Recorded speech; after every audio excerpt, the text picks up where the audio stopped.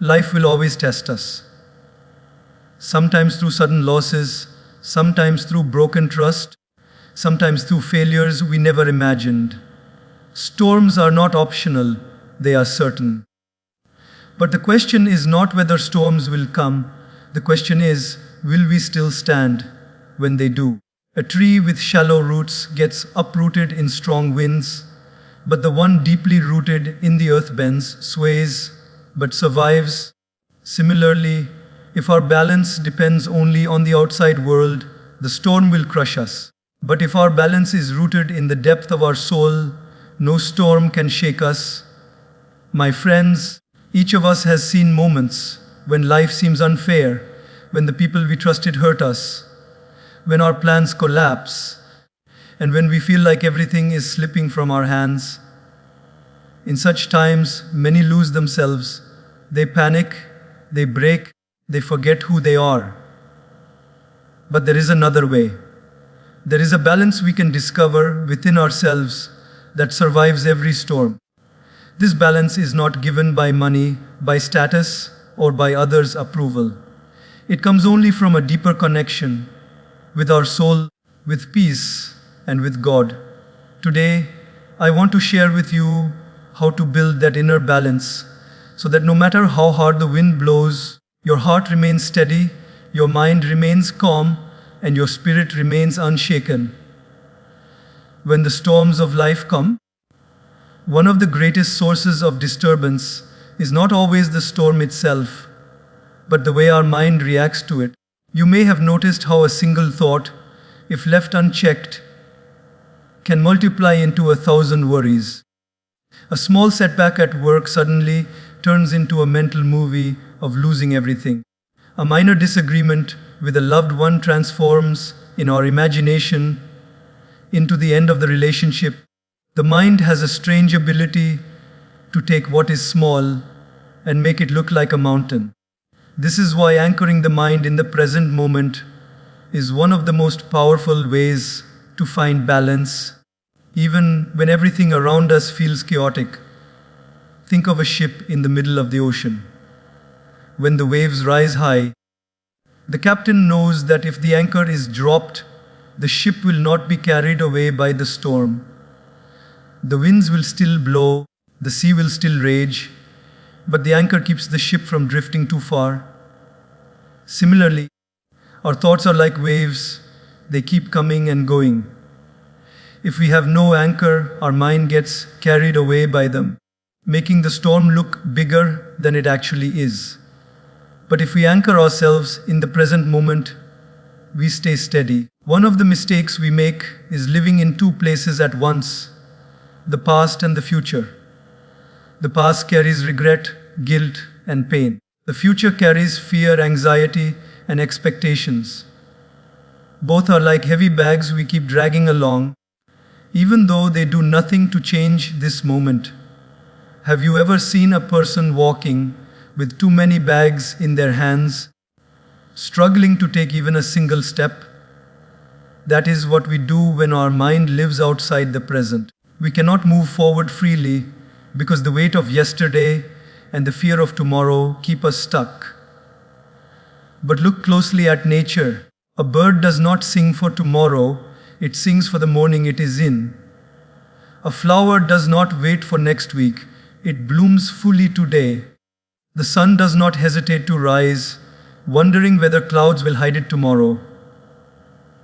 Nature lives in the present, and perhaps that is why nature looks so peaceful to us. When we go near a river, a mountain, or a forest, our mind feels lighter, calmer, more alive. It is because nature silently teaches us to return to the moment we are in. Let me give you a simple example from daily life. Imagine you are having dinner with your family, but your mind is not there. It is stuck in a mistake you made at work earlier in the day.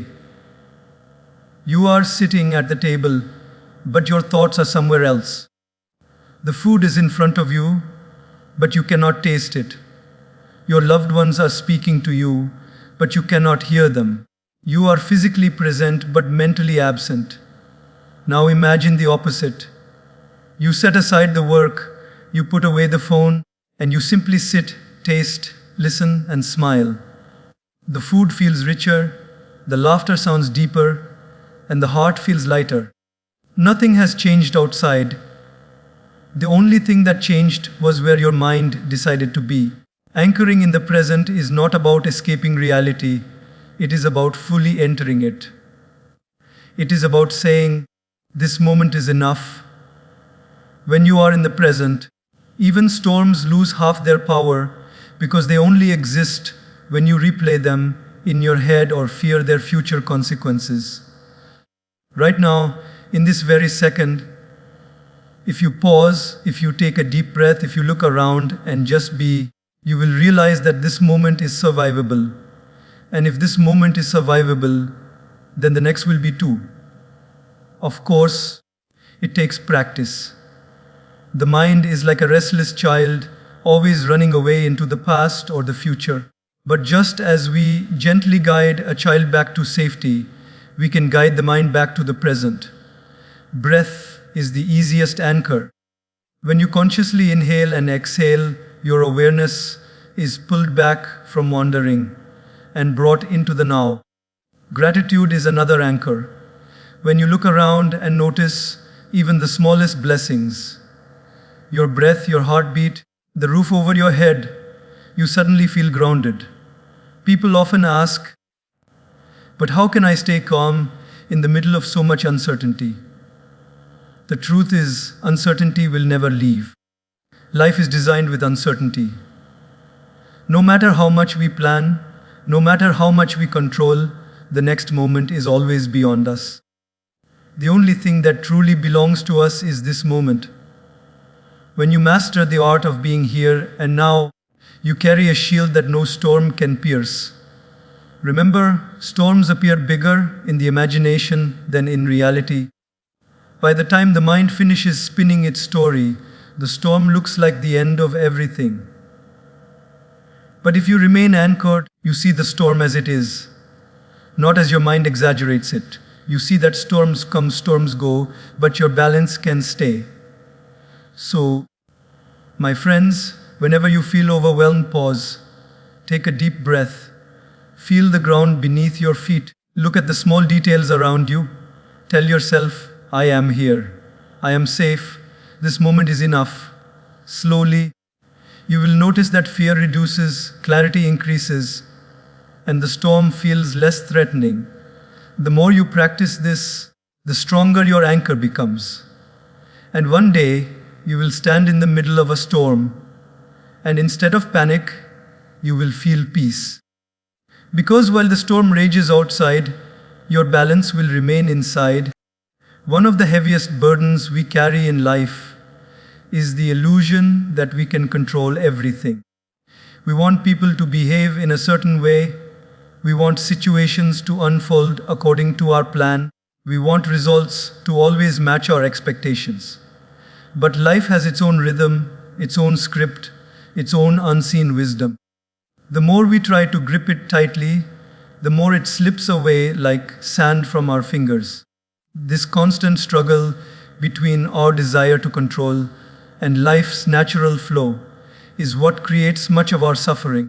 Balance begins when we learn to detach from what we cannot control and trust the larger design of existence. Think of a river. It flows with grace, bending when it must, carving new paths when it encounters rocks. It never tries to force the rock to move aside, it simply flows around it. In time, the river shapes even the hardest stone, not by control but by patience. Our life too is like this river. There will be rocks, unexpected challenges, people who disappoint us, outcomes we did not wish for. If we stand in the river and try to order the current to change, we will exhaust ourselves. But if we flow with it, adjusting with wisdom, we remain peaceful. Let us take a simple example. Imagine you are stuck in traffic. The clock is ticking, you have an appointment, and the cars are not moving. Now, in that moment, what is within your control? You cannot control the traffic lights. You cannot control the hundreds of cars in front of you. You cannot control the driver who cuts you off rudely. But what you can control is your response. You can choose to sit with frustration, honk endlessly, and let anger ruin your mood. Or you can breathe, accept, and use the moment to listen to something uplifting or to reflect in silence. The situation is the same, but the weight you feel depends on whether you are fighting for control or flowing with reality. The same happens in relationships. Sometimes we try to mold people into our version of who they should be. We want them to speak the way we like, think the way we prefer, or act the way we expect. But have you noticed how exhausting it becomes? People are not clay in our hands. They are souls with their own journeys. When we release the need to control them, love becomes lighter, friendships become freer, and peace grows. Detachment here does not mean indifference. It means giving people the freedom to be who they are while we remain rooted in our own calmness. Many times we attach our happiness to outcomes. If I get this promotion, then I will be happy. If they appreciate me, then I will feel worthy. If life goes according to plan, then I will finally rest. But life rarely unfolds according to our script. When it doesn't, we collapse. True balance comes when we do our best but release the attachment to results. This is like planting a seed. You water it, you nurture it, but you cannot pull it every day to see if it has grown. Growth takes its own time. If you detach from the result but stay sincere in effort, you will feel peace regardless of whether the seed becomes a tree today or tomorrow. Detachment is not about weakness. In fact, it requires strength. To let go is harder than to hold on. It takes courage to say, I have done my part. Now I surrender the rest. There is a deep wisdom in surrender because it acknowledges that there is a power greater than us shaping the details of life. Whether you call it destiny, nature, or God, there is a force that sees what we do not. By detaching from control, we are not giving up, we are trusting that force. Think of the times in your life when something didn't go as you wished, but later you realized it was for your own good. Maybe you didn't get the job you wanted, but it led you to a better opportunity. Maybe a relationship ended, but it opened the door to growth you didn't know you needed. In the moment we resist and cry, why is this happening? But in time, we often see that what we thought was a storm was actually protection or redirection. When we detach, we allow this hidden wisdom to work without being clouded by our constant resistance. Another way to understand detachment is by looking at the sky. Clouds come and go. Some are dark, some are light, some bring rain, some pass quietly. But the sky remains unaffected. Our mind, when attached to control, chases after every cloud, trying to change its direction, trying to stop the storm. But when we realize that we are the sky, not the clouds, we learn to simply watch, knowing that no storm can stay forever. So, my friends, the next time you feel overwhelmed, ask yourself, is this in my control? If yes, act with wisdom. If not, let it go.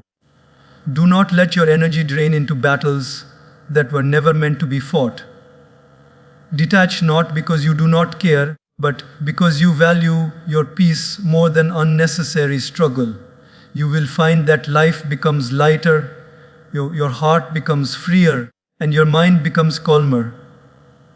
Storms will still come, but they will no longer break you, because you will know the secret. Balance is not in controlling the storm, but in releasing the illusion of control and trusting the flow of life. Does not say, when the winds come, then I will fix the foundation. They prepare in advance. They strengthen the walls. They make sure the roof is firm. They secure what needs to be secured. The same applies to us. If we only try to find peace when chaos has already begun. If we only try to become calm when the storm is already at its peak, then we are already at a disadvantage. To survive storms, we must build our inner reserves daily, like a reservoir that stores water drop by drop. When drought comes, that stored water sustains life. Similarly, when difficulties come, the strength we have stored within sustains our mind and heart. Think of your phone. You do not wait until the battery is at zero before charging it. You plug it in regularly, ensuring it has enough energy to serve you when you need it most. But when it comes to our inner energy, our peace, patience, resilience, we often neglect to recharge until we feel completely drained. Then, when life demands calmness, we find ourselves empty. Building inner reserves means making it a daily practice to recharge the soul before it is depleted. One of the simplest ways to build inner reserves is through silence. In the middle of all the noise of life, a few minutes of silence is like food for the soul. Imagine a lake that is disturbed by waves. You cannot see your reflection clearly. But when the water is still, you see yourself as you are. Silence allows us to see our mind, to reset, to breathe. When practiced daily, even for a short time, silence becomes a shield that protects us when storms arrive. Another way is gratitude. Many people wait for big things to be grateful for, but gratitude is most powerful when it is practiced daily in small things. You woke up this morning. That is a blessing. You had food on your plate. That is a blessing. You have someone to talk to. That is a blessing. When you practice gratitude every day, you are depositing joy into your inner bank account. Then, when the storm of loss comes, you are not bankrupt. You have reserves of gratitude that remind you life is still worth living. Daily reflection is another practice that builds reserves. Just as a person keeps accounts of their money, we must keep accounts of our thoughts and actions.